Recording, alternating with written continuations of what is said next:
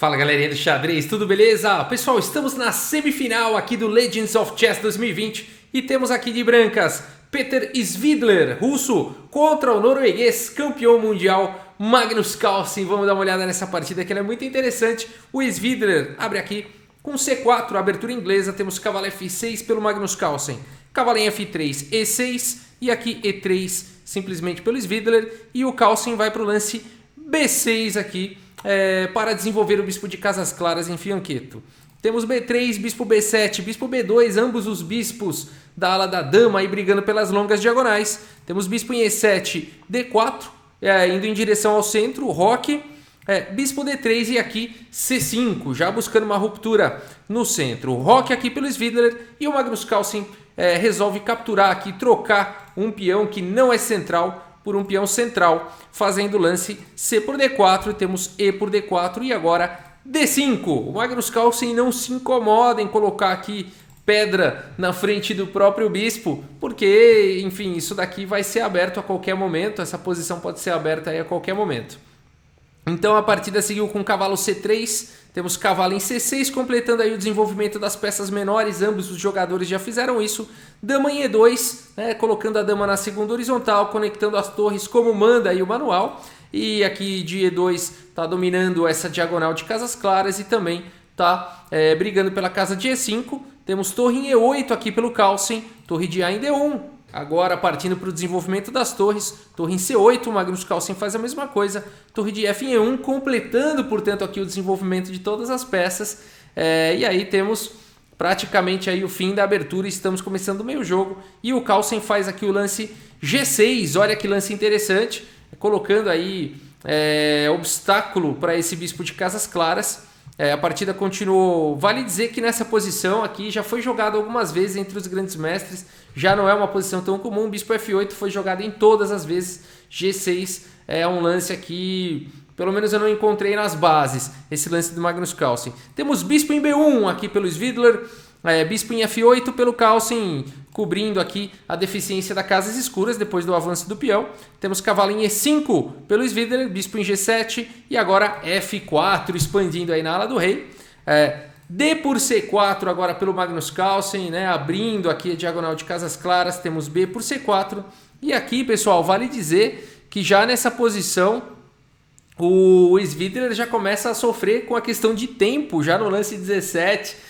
Na verdade, o lance 10 dele, ele levou 10 minutos para fazer, que foi aqui o lance cavalo C3, eu esqueci de comentar isso, mas nessa posição aqui, o lance cavalo C3, por algum motivo, o Svidler levou 10 minutos para fazer.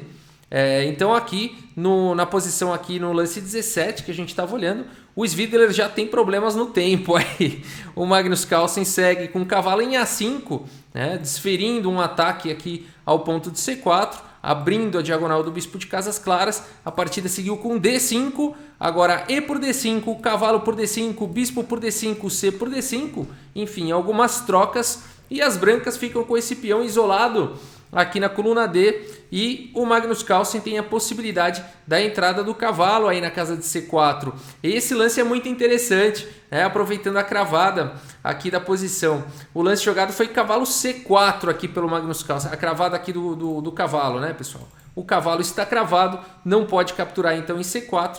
A partida seguiu com D6 aqui pelo Svidler, e o Svidler aqui já começa a jogar só nos acréscimos, tá? Então aqui o ritmo de jogo são 15 minutos para cada jogador, com 20 segundos de acréscimo a cada lance, e aqui o Svidler já está com 0 no relógio de tempo e jogando só nos acréscimos. A cada lance que ele faz, ele ganha 20 segundos, pensa os 20 segundos e joga de novo.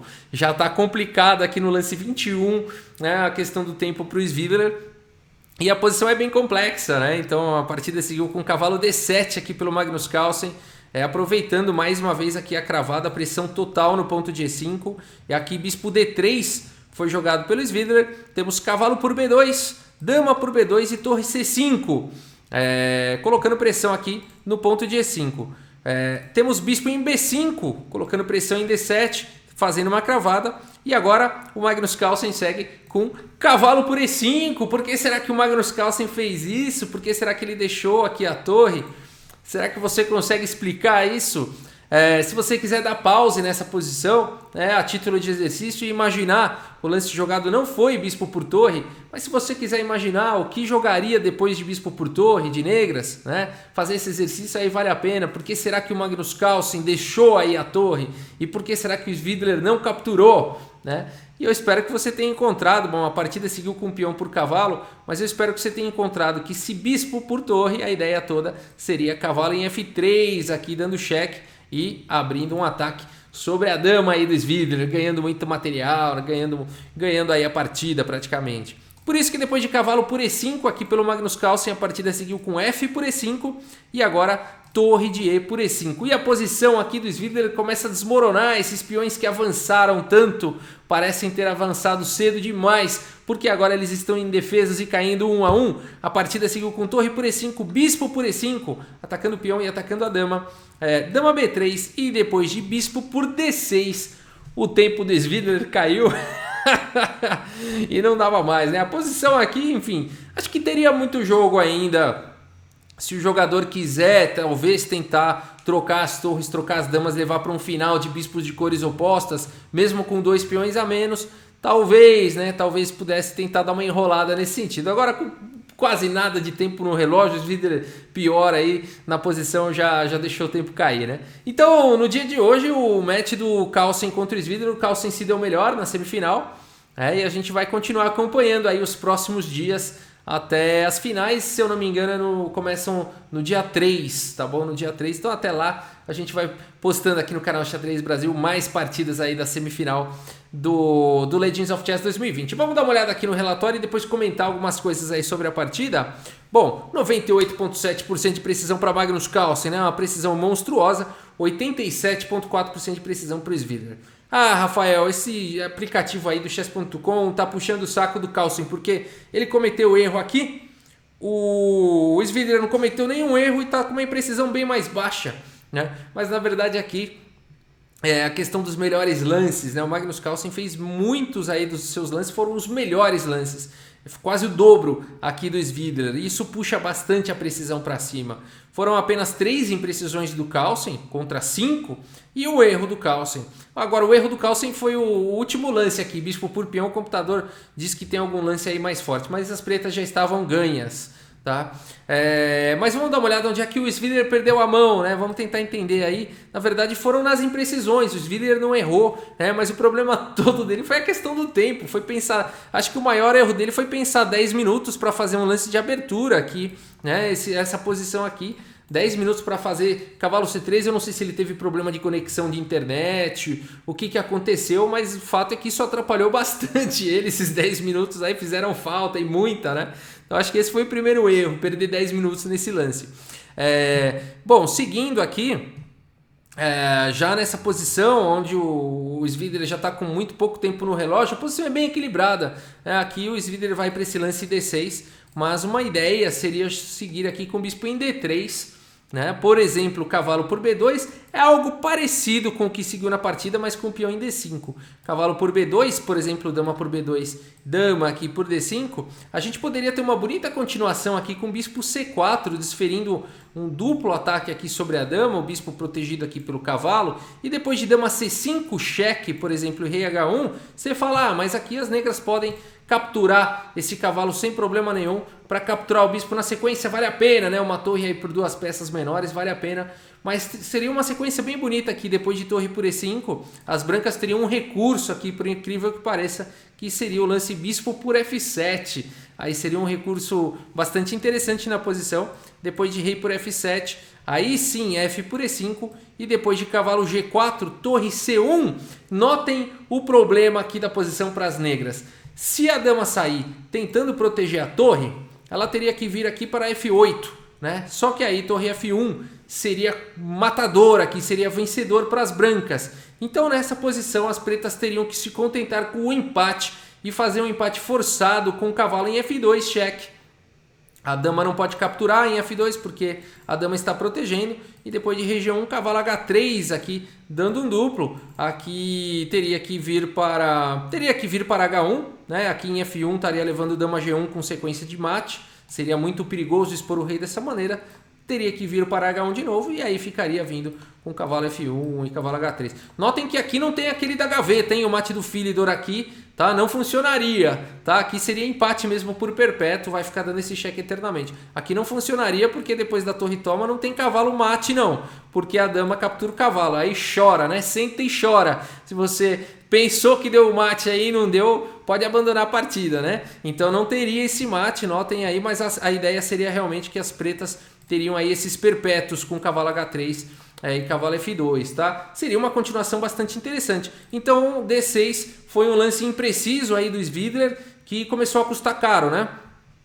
Depois de D6, cavalo D7, a segunda imprecisão seguida aqui foi o lance bispo D3. Agora seria melhor manter o bispo de casas escuras, jogar, por exemplo, o bispo em A1 aqui. Depois de cavalo de C por E5, por exemplo, F por E5, cavalo por E5, a gente poderia tentar forçar algumas trocas com D7, dando um garfo aqui, e aí praticamente forçando a sequência cavalo por D7, dama por E8, dama por E8, torre por E8, torre por E8, e aqui pode-se escolher se quer trocar os bispos, capturar o cavalo e depois vai levar cheque e perder o bispo de casas claras, né? Por exemplo, aqui bispo por G7, rei por G7, torre por D7, parece que ganhou uma peça, só que não, né?